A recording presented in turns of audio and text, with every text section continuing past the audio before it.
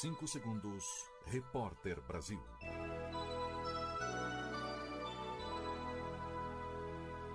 Telefônica em São Paulo, use 15, o TDD que dá. Telefônica oferece...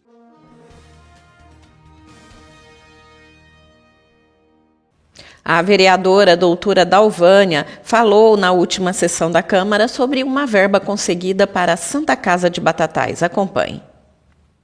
É com muita felicidade, tá, que eu anuncio que no dia 19 de maio eu solicitei, né, ao deputado federal Márcio Alvino uma emenda parlamentar para a Santa Casa de Batatais, no valor de 300 mil. E no dia 3 de julho, essa emenda já foi depositada, né, nos cofres públicos. Ele me ligou, acho que, se eu não me engano, lá para o dia 18, 19 de junho, né, pedindo para entrar em contato com a secretária, né, de saúde, a Bruna Tonetti, para ela preencher um cadastro. Para a verba chegar, precisa desse cadastro, né, preenchido pelo executivo. Ela, com muita boa vontade, né, dedicação e rapidez, preencheu esse cadastro e no dia 3 de julho já estava depositada nos cofres públicos. E no sábado retrasado, se eu não me engano, dia 11, eu encontrei novamente com o deputado para agradecer a emenda e já aproveitei e pedi outra emenda para a nossa querida APAI. E ele já deferiu essa emenda e já está processando. Em breve, a APAI também receberá 300 mil reais. Bom, e as entidades precisam muito do trabalho do vereador para conseguir, né, continuar de pé, vamos dizer assim. Nossa, é o que mais precisa. Como eu estive na Santa Casa, eu sei a diferença que faz um recurso assim, quando chega uma emenda de algum deputado. Ajuda bastante, dá para pagar salários, né, quando vem para custeio, comprar novos equipamentos. E muita coisa que a entidade necessita, né, Dalva? Toda instituição é bastante carente, né, de verbas. E o trabalho do vereador é esse. Você tem mais alguma coisa aí em vista? Você já está trabalhando em cima de mais alguma verba? Olha, eu já fiz ofícios para várias instituições. Para o Instituto Adote, já tem promessas, para o Lar São Vicente de Paula também. Já tenho promessas de vir 500 mil reais, tudo para o ano que vem. E olha só, 5 rádios do Sistema Clube de Comunicação que ficaram fora do ar depois da queda da torre de transmissão já estão operando normalmente, pelo menos uma notícia boa hoje.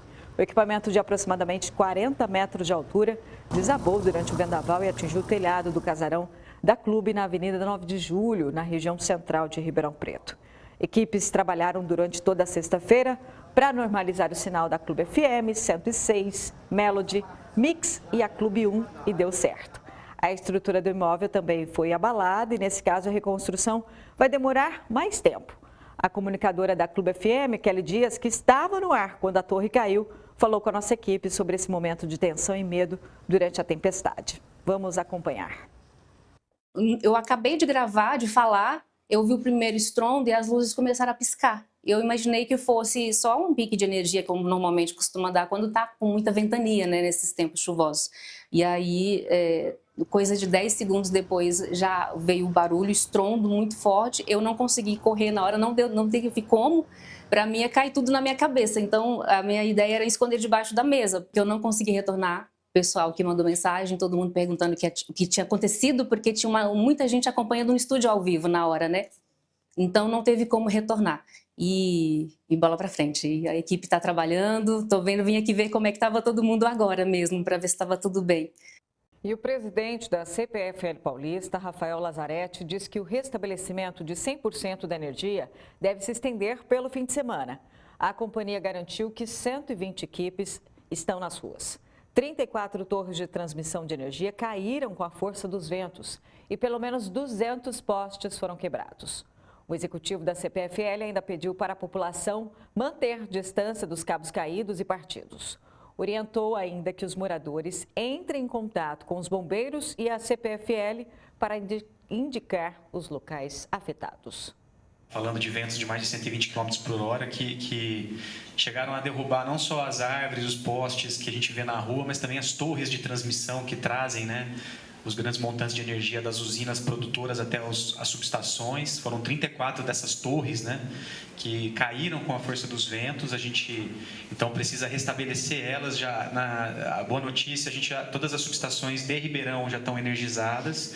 Então, agora o trabalho é um trabalho mais de varejo, da parte de postes mesmo, que o impacto foi muito grande, né? O prefeito falou bastante da quantidade de árvores caídas na cidade. A gente estima, ao menos, por enquanto, a gente está terminando essa contabilização, mas no mínimo 200 postes quebrados e que vão precisar de reconstrução aqui na cidade. Então, a gente está, como o prefeito falou, né, com 40% do município ainda fora, já conseguimos restabelecer 60%. Já conseguimos também, a pedido do prefeito, restabelecer prioritariamente hospitais. Então, o HC foi ligado agora recentemente, a Santa Casa. Então, a gente está começando por esses locais prioritários, né? E, à medida do possível, a gente vai avançar para as outras localidades. Contamos com a paciência da população, muito provavelmente, né, prefeito, nosso esforço máximo para restabelecer o quanto antes, mas muito provavelmente deve se estender na madrugada, ao longo do final de semana, para que 100%, né, da população seja restabelecida, e a gente não descansará enquanto isso não acontecer. Esse é o nosso compromisso, mas o impacto foi muito grande. Eu acho que a gente vai precisar de avançar aí no final de semana para reconstruir toda essa destruição. E eu reforço, por final, pensando na segurança da população, né, para todos manterem distâncias dos cabos, né, em situações que ainda existem de fios partidos, fios caídos, né?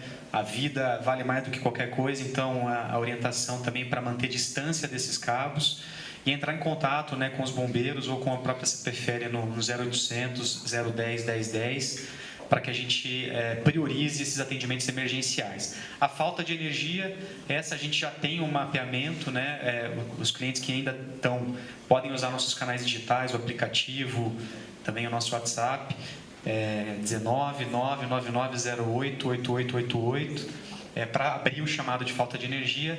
Esses a gente vai atendendo conforme a prioridade, né? Os casos mais críticos, hospitais, captação de água, a gente for conseguindo atender. A gente vai avançando para conseguir restabelecer todo o impacto que a gente teve desse temporal, prefeito.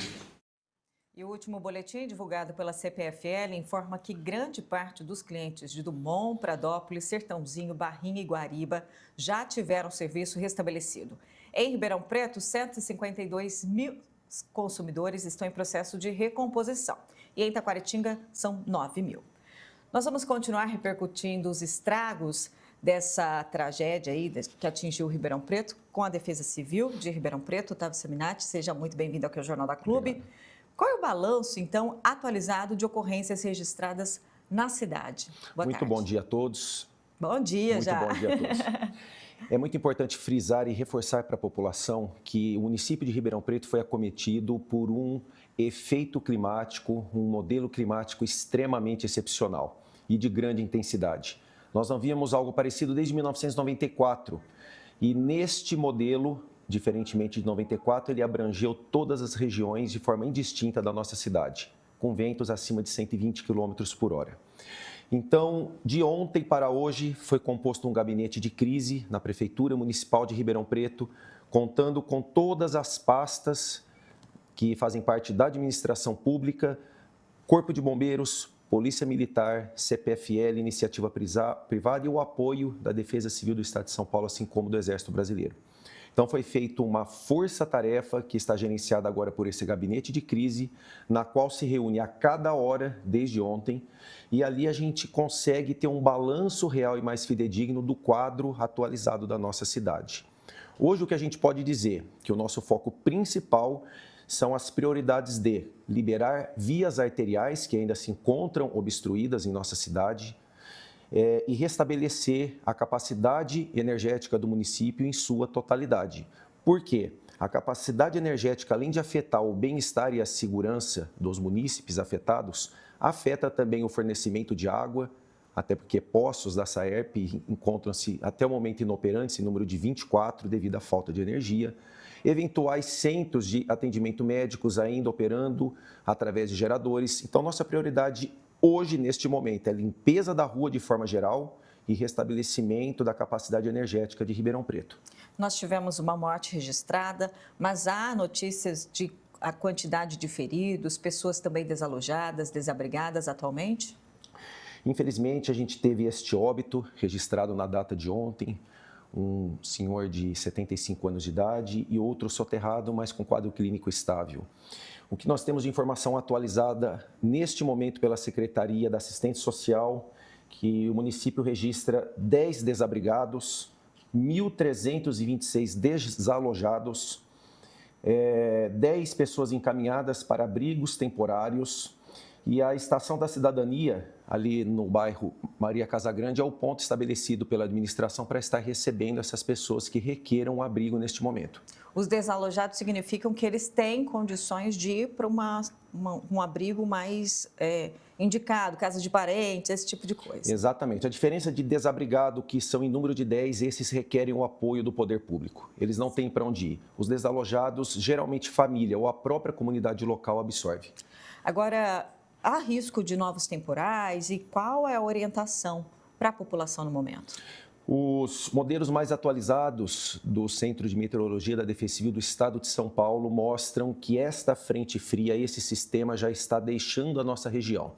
Então, ainda esperamos para a data de hoje chuvas de intensidade de fraca a moderada, mas nada que chegue perto do que nós vimos ontem. E a partir de amanhã, a previsão é de que a gente retome o tempo estável com dias ensolarados. A gente estava falando aí que foi uma tempestade de magnitude não esperada, né? Porque os ventos chegaram a 120 km por hora, é isso? Né? Exatamente. A chuva não nos preocupou tanto neste episódio. Foram apenas 24, 25 milímetros num curto espaço de tempo. O que realmente gerou este impacto na estrutura logística e de pronta resposta da cidade realmente foi o fenômeno de vento intenso. Não é comum, eu volto a dizer, nós não temos registros de ventos intensos desta magnitude em Ribeirão desde 1994. Então, é um vento suficiente realmente para causar estragos de grande monta e comprometer a capacidade de resposta e atendimento do município. Agora, existe algum imóvel interditado? Há risco estrutural de desabamento? Aqueles que nós recebemos ontem solicitações e demandas que havia risco iminente à integridade física de moradores ou vizinhos, nós atuamos de imediato.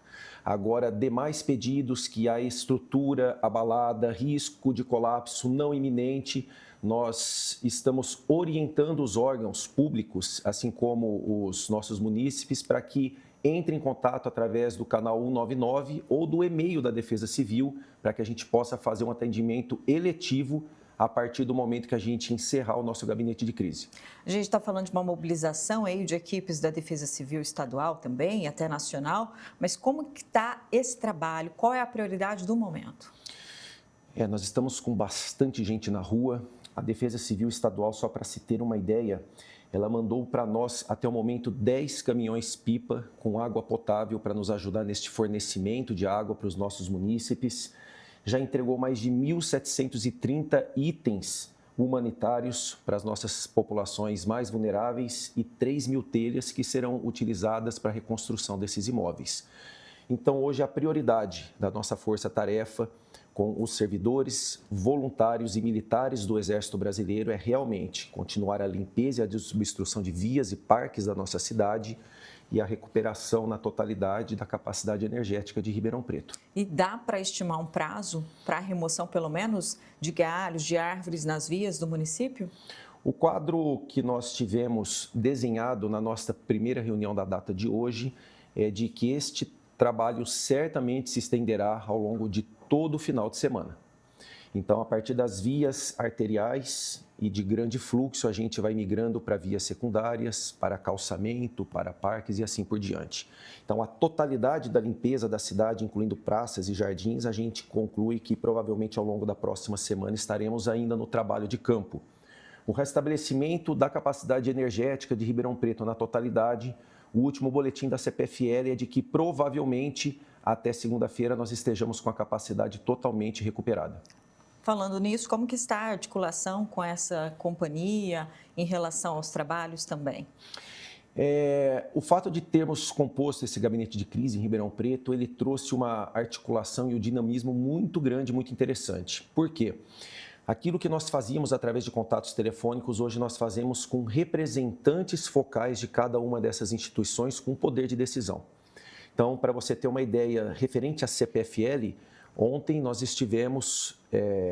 nós contamos com a presença aqui em Ribeirão Preto do presidente estadual da CPFL Paulista. Então, é a pessoa que realmente detém todo o controle deste órgão, desta empresa, em nível de estado de São Paulo. E temos a nossa regional também, que está conosco, 24/7, compondo o gabinete de crise. Foi definido neste gabinete que a cada hora cheia, todas essas pastas, sejam municipais, estaduais, federais ou da iniciativa privada, forneçam dados atualizados para que a gente possa atualizar esse mapa a cada hora cheia em Ribeirão Preto. Agora, a gente estava falando que a chuva não foi tanto problema, né? Mas os sistemas de drenagem, os pontos historicamente sujeitos a alagamentos, responderam como esperado ou houve alguma falha identificada? Referente a inundações, enxurradas e alagamentos, nós não tivemos nenhum episódio registrado ontem aqui em Ribeirão Preto. Realmente, o volume pluviométrico ele não foi tão intenso pelo tempo de duração. Então, a gente não consegue auferir com base neste evento específico se eles estão adequados ou não. O que se sabe é que a Secretaria de Infraestrutura de Ribeirão Preto detém um calendário e tem uma escala de desassoreamento de barragens, de rios, limpezas de galerias pluviais e bocas de lobo. Porém, neste evento específico de ontem, o que nos afetou e acometeu de fato foi a intensidade do vento. E teve algum bairro com maior dano e tem uma explicação para isso ou ainda não? O vendaval ele atingiu de forma homogênea o município de Ribeirão Preto. Todas as regiões foram afetadas. A nossa atenção agora são para as comunidades mais vulneráveis. Então, são essas que, devido ao tipo de construção, o tipo de edificação mais vulnerável, ela acaba sendo mais suscetível aos eventos do vento.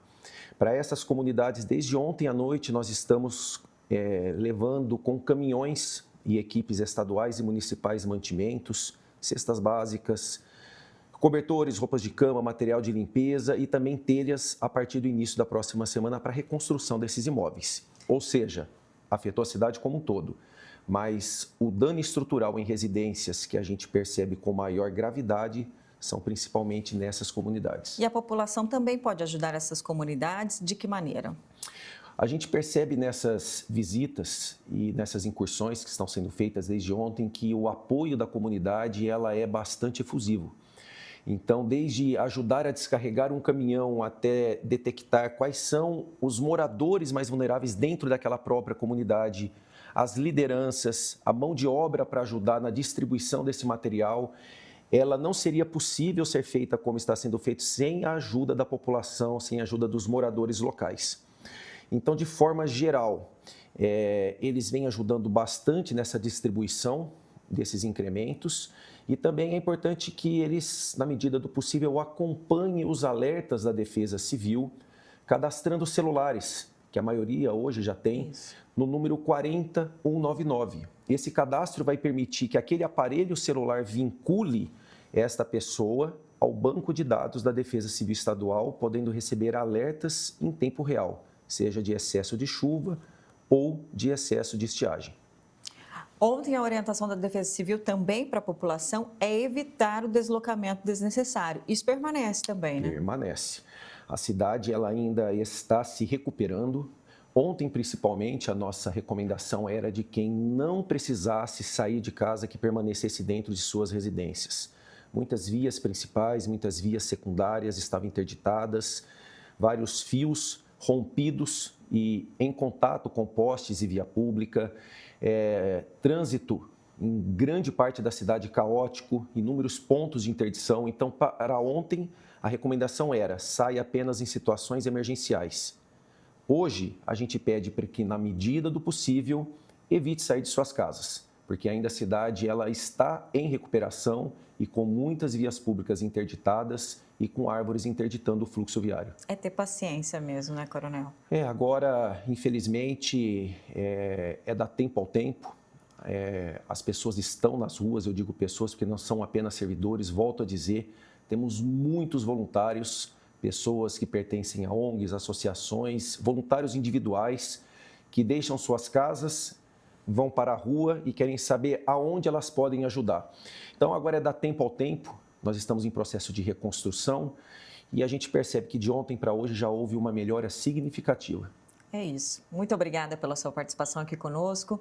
Até uma próxima oportunidade, em condições melhores, garanto, né? Foi uma grande honra, agradeço a oportunidade. Havendo a necessidade de acionamento emergencial, a gente sempre orienta. Ligue para a Polícia Militar 190, Corpo de Bombeiros 193 ou da Defesa Civil 199.